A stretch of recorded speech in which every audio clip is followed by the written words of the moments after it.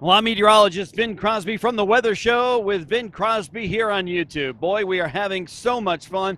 Hey, please, if you haven't subscribed yet to the channel, I'd love to have you subscribe. It's been such a labor of love. We've been having so much fun, getting tons of feedback. Even a TV station has now picked up my channel. So we're having tons of fun here on the Weather Show with Vin Crosby. Tell your family and friends to do the same.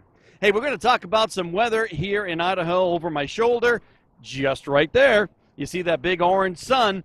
That is a reflection of the smoke in the atmosphere. One of the few times you can look directly at the sun and not damage your eyes.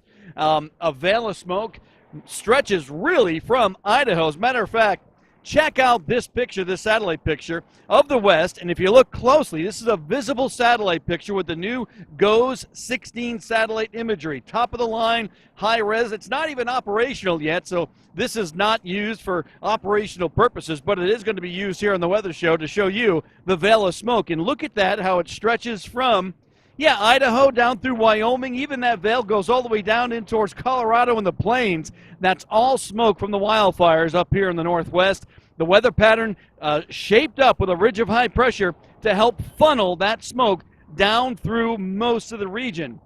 Because of that, the air quality is terrible. I mean, it's horrible right now. Air quality and the index is, boy, they're going through the roof.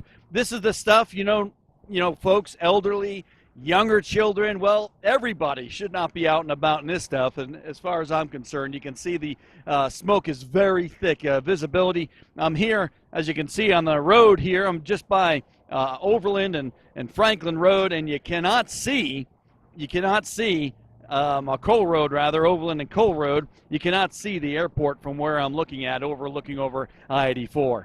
All right, so tremendous amount of smoke in the region in the west. There is a chance for it to move on down towards the south and the east, and we're going to monitor it very closely over the next couple of days.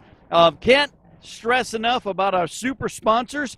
Yeah, I'd love to have you go and check out some of their videos and their logos. Stop in and tell them, hey, I saw you on the Weather Show with Vin Crosby, because I couldn't operate without our wonderful sponsors, and we thank them so much. You'll see a little indication up on the top of the screen that says Super Sponsors. Please click on that and check out some of their videos that we did in the past. I mean, with the flooding, the major snowstorms, and all kinds of stuff. Sponsors, thank you. Also, we're going to have to talk about this Hurricane Irma. Irma is just blowing up. It is the largest hurricane, Category 5, that's possible, but it also is the largest storm, one of the largest storms in the Atlantic Basin history. What do I mean by that?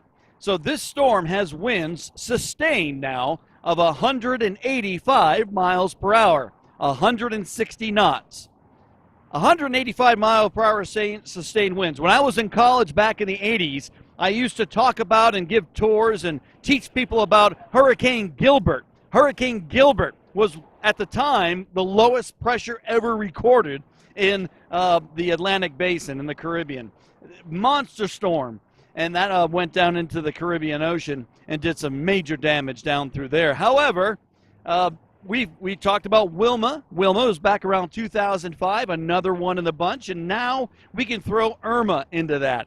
Look at this storm. This is, again, using some of that GOES 16 satellite imagery. Look at this storm and how it is just blown up. The more circular that storm is, and the more circular and perfectly round that eye is, that's why it goes so fast. And so we're going to see this thing maintain its major status. In other words, it's going to stay around 185 mile per hour winds for quite some time.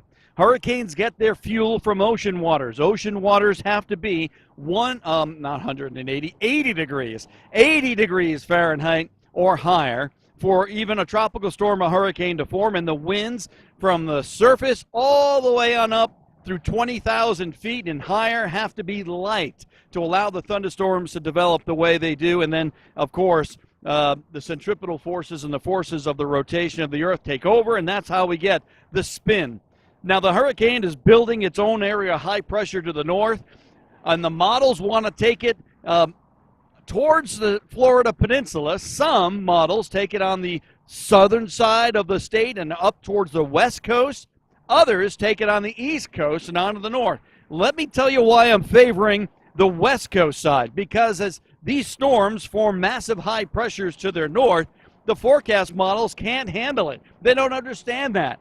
And so it makes a more westward track. The storm and its little high pressure to the north blocks it from actually moving to the north. It blocks itself and it keeps it on a more westward track. That's what's going to happen. I've watched it with Andrew. I saw it with Katrina, Wilma, all those massive storms. They keep on a track towards the west. And so that's the danger here. And it is going to maintain Category 5, Category 4 status all the way into the Florida Keys.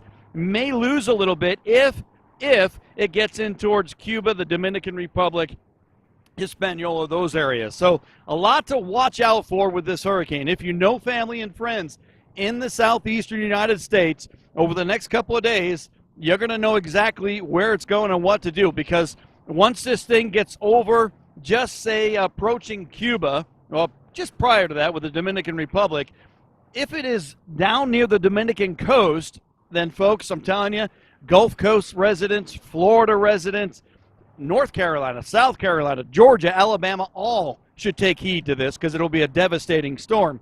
If it goes north, a little bit more north of Hispaniola, and then starts making that track north toward the Bahamas, then all of the southeast coast, South Carolina, North Carolina. I think the sprinklers just came on. They get washed out here in just a second.